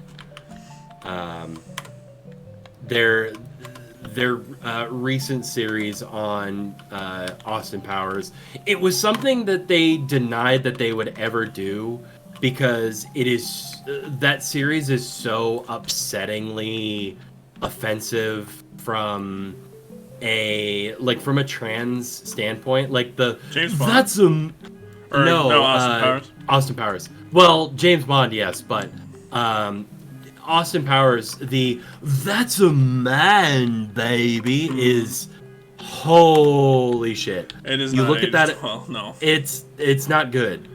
I remember thinking it was funny when I was a kid. Just and the main reason was 100%. The main reason was, and I will say this: the scene that he punches like an obvious woman actor, right? Like, and like, okay, and then they fall over, and it's a man with like an MP40 and a mustache, and I'm like, okay, that's the juxtaposition's funny. The joke itself is not great. Well, and the other one in the movie where he goes, "That's a man, baby," it was Basil Exposition's mother. Yes. Which, honestly, that one was funny because it's Mike Myers punching the shit out of an old woman. That's funny. The context, not so much. No. There is just a lot about those movies, like that, and you know, not to go too soapboxy, but the Ace Ventura movies. Oh yeah. Like the first one is deliberately transphobic, in a way that they knew what they were going for, and the second one is just racist. It's pretty bad. I will say I have not seen them in a fucking long time. Despite the fact that I quote some of them sometimes. I quote. I don't really quote movies all that much. I quote Whitest Kids You Know just about every fucking day of my life. Oh yeah. I mean that makes sense. Whitest Kids You Know is good. The line specific. I was just talking to my friends about this just today. We were talking about the fucking bike up my ass sketch. Have you seen that? I feel like I have. It has been so long since I've seen anything Whitest Kids You Know. These two dudes walk into a fucking hospital, and one of them's a biker, and the other one is a businessman with, like, the back end of a bike, like, showing out of his ass. And so he's like, this dude rode right up my ass. This guy walked out in the middle of a 50K. And so none of them understand what the other ones are fucking talking about because they're not, like the businessman isn't a bicycle guy, and so he doesn't fucking understand what a 50K is. He's like, are you talking about a 401K? 50K sounds like crazy talk. And then the bicycle guy's like, who in their mind would want to ride 401K? And so the doctor's like, guys, I don't know what either of you are talking about. Now, do any of you want tongue depressors? and so eventually cops show up, and the fucking most quotable shit, and I say this fucking a lot, is one of the cops just has his gun out and he's just using it to point, and it's really fucking funny. But like the thing that he says, because it's just continuing the confusion. He's just like, "What the fuck is a bicycle?" It makes his delivery. I feel like I remember that one. His delivery is so like genuine confusion, Yeah. and it's like he just desperately wants to understand. And then he goes like, "All right, I don't know anything about bicycles or doctors, and I know I'm a police guy, and yous twos are under arrest." And another really good quote is, they go to the courthouse, and it's like, "I don't understand what either of you two are talking about. I'm a judge, for God's sake."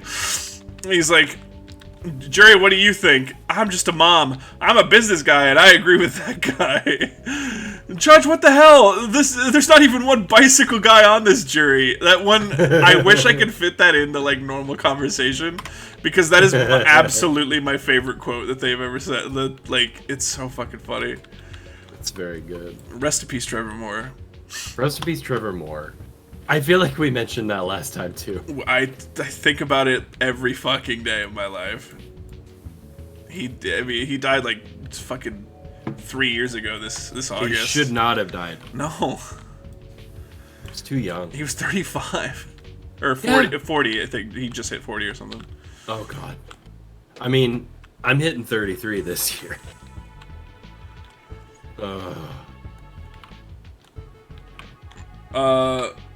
The scene that stuck with me and my thought was, wait, what was wrong with that? I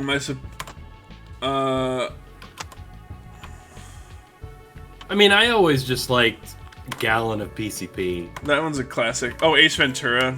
Yeah. Oh, yeah, Ace Ventura.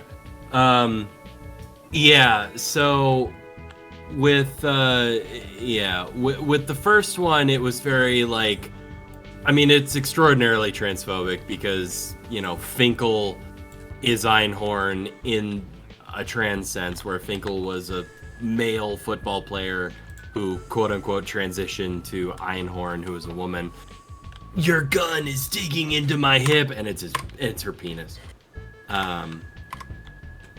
There's also the second one is literally he goes to Africa because there is a dispute between two tribes as to the ownership of a particular white bat. It gets worse, and I have not seen it in years, but like thinking on it retrospectively, it's just like, oh, that was racist. Is it this one?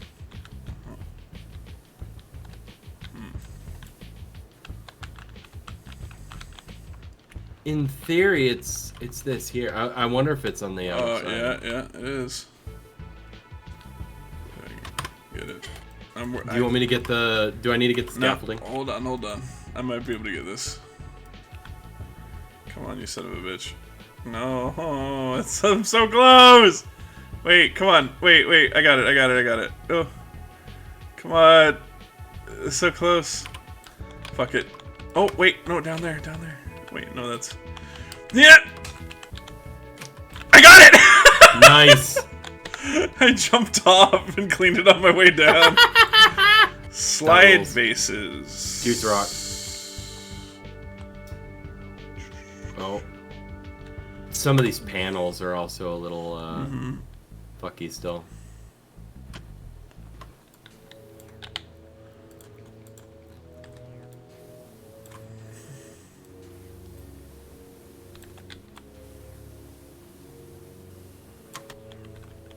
There's one slide base that isn't done.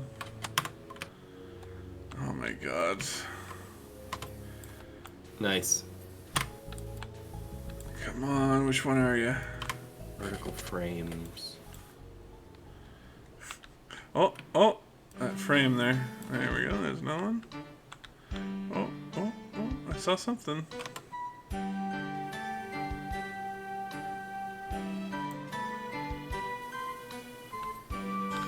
Nice, got one.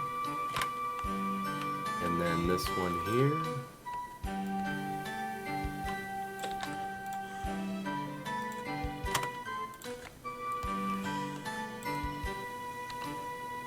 Ah, there you are, you motherfucker. There you are, motherfucker. You motherfucker, you. You motherfucking ice holes.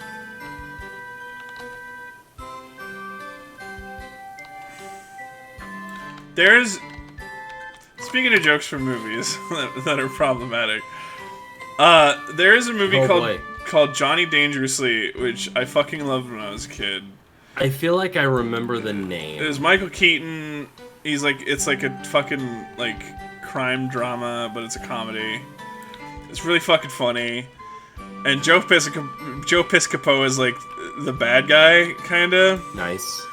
And he has an classic guy we love to see. He has an 88 Magnum.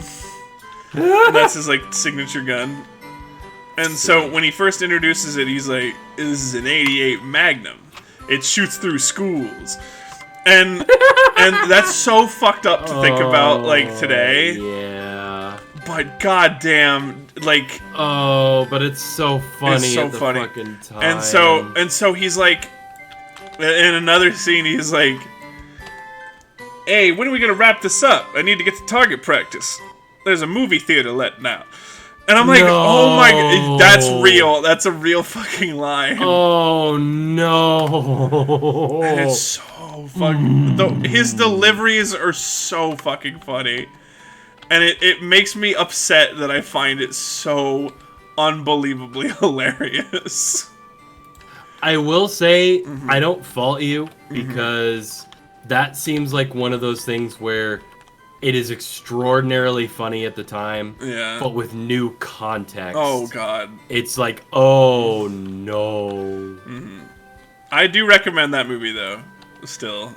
Like, there's enough in that movie to, like, to really get by. Like, it's really funny. There's a lot of there's this one foreign, like, gang leader who can't really swear well. So that's what I was saying, you motherfucking ice holes. He can't swear for some reason. And it's and so like it even goes to like his writing. Like he writes them a letter at one point, and all of his like weird like isms for different swears are in there, and it's really funny. I'm doing the exact same thing that I talked to my mom about doing. I hate when people just explain movies, like the whole plot, or explain gags, you know? I mean, it's a film that I have not seen, and, I mean, I'll be honest, I probably won't. Not gonna see you. Probably won't, because I'll forget. And I also just don't watch movies, really, much. Movies are cool, but, like, unless I'm watching them with somebody, I don't know.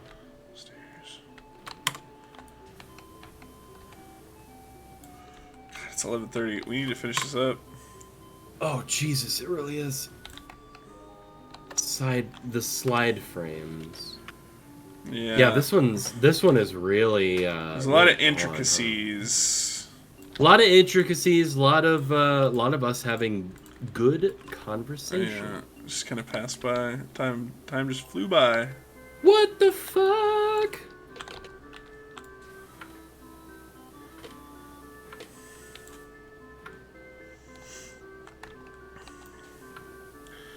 Me and CJ, we reference Johnny Dangerously a lot, and like we just with each we reference Why Does Kids You Know like all the fucking time. The one thing that we like actually just say to each other just about every single time we see each other. There is a sketch from the comedy groups called Stella. It's called Pizza. I show it to just about everyone that I can. It makes me laugh every fucking time because it's nonsense. It's the stupidest fucking shit ever. It's just throw that shit at me. It's on YouTube. Hold on. Let me find it real quick. You know what I'm thinking, you guys? And then they start laughing. He's like, "No, you guys! Oh my god!" I'm thinking pizza, you guys. And so they go and get pizza. And that's the entire sketch. It's That's 5 minutes awesome. long. And That's just me. Here, I'll post it in chat.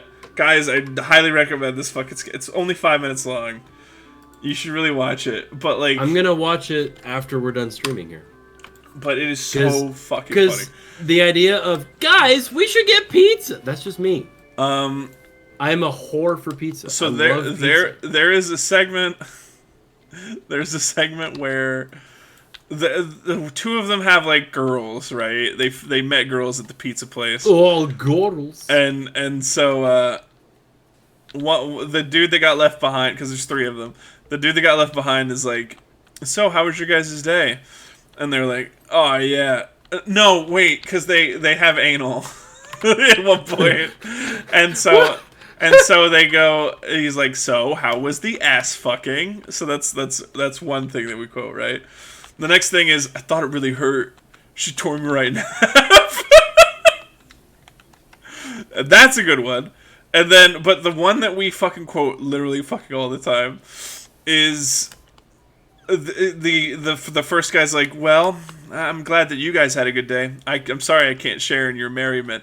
And one of the dudes just out of fucking nowhere in the most aggressive tone he could muster goes, that sounds like your problem, fuck you. And so that is, I fucking quote that all the time. That sounds like your problem, fuck you. Do you listen to do you watch Auntie Donna at all? No. They did a couple of years ago. They were talking about Mrs. Claus and Santa Claus's relationship, and we get a very good quote in. Is there any pegging going on? They were pegging. That's an excellent question. Is there any pegging going on? And then of course the Christmas Pud gives us. I'm a big fuckhead. You should absolutely. You know what? I'll go get it. I'll go get it for you right now. You should absolutely watch Christmas Pud. It is a fucking fantastic sketch. Jay says, what the fuck is this, Russ, and why is it the funniest shit I'm watching? I don't know. Can't fucking explain it. I don't know why it is the funniest. It is one of the funniest videos I've ever seen. I cannot fucking explain it to you. I am going to watch Christmas Pud after we're done again because I have to. It's a good sketch. It's a great sketch. The best sketch. The finest of sketches. Woo! Second tier, third tier, and top frame. Oh, here's the second tier panel. Top panel. Roof. Where's the top? Oh, okay. Top frame is these guys.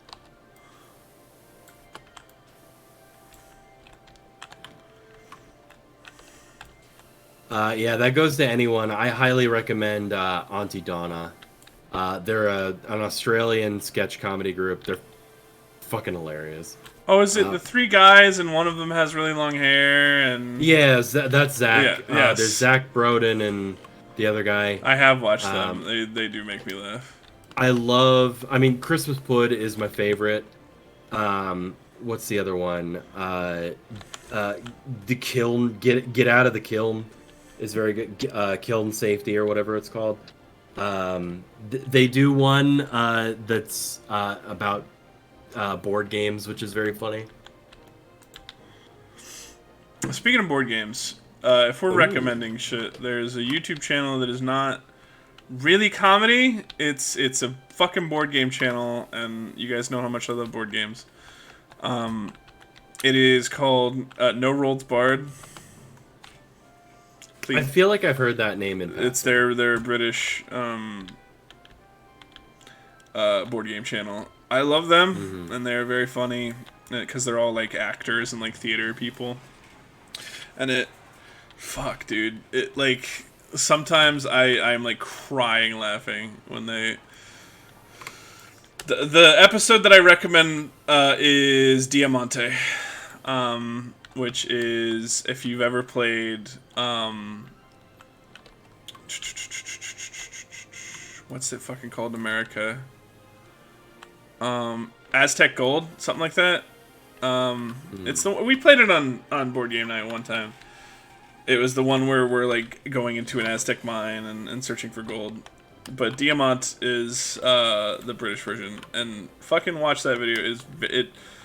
I was crying laughing.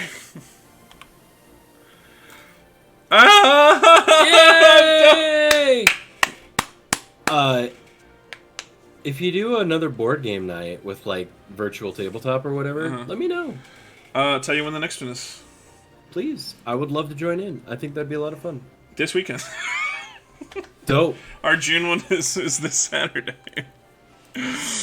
Let's start this and then we'll close it up. Yeah. Oh my god. What is this laser? Wait. I need to. It actually is labeled as laser. Neat. Give me just a sec before you. Okay. Yeah. You know, I'm curious as to what you're making. Okay, that's a penis. All right. Yeah, that's a dick. It's a big cock.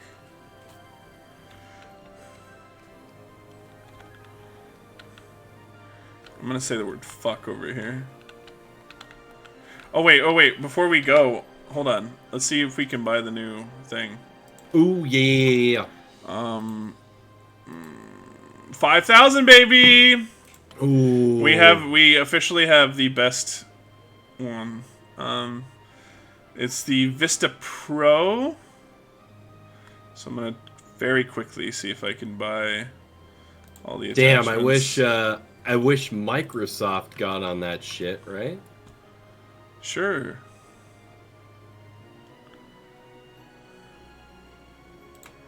Okay, so if you go hit that and go to Vista Pro, and we have the long extension, the short extension, all the nozzles except the liquid one. You'll notice a difference immediately. Especially on the wider nozzles, it's very, very good. Ooh.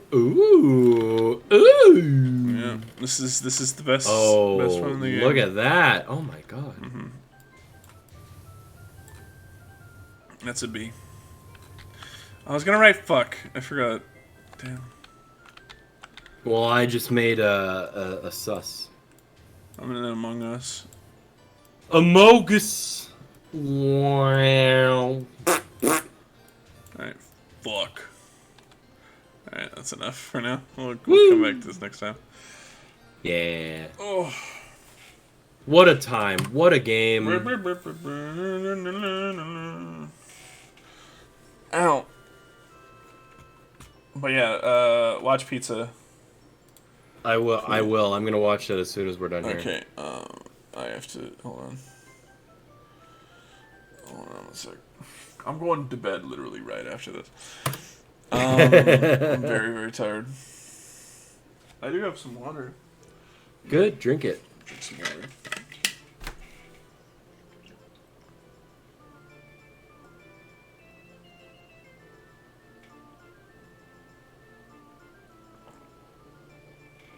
That's right, baby.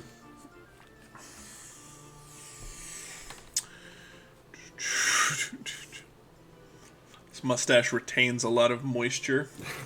It's flavor saver. That's the goatee, actually.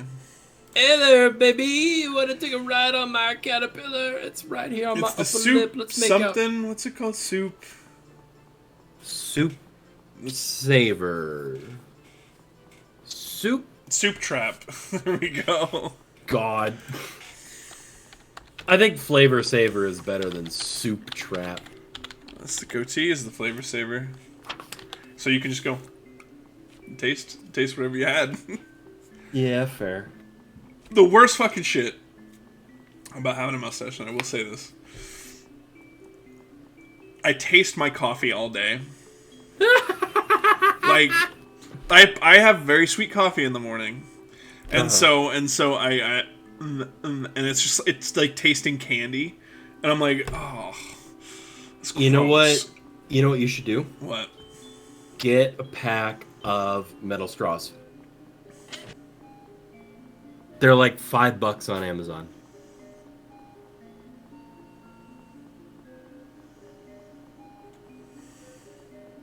I recommend it as a person who has straws, and I drink my coffee from straws because I drink iced coffee.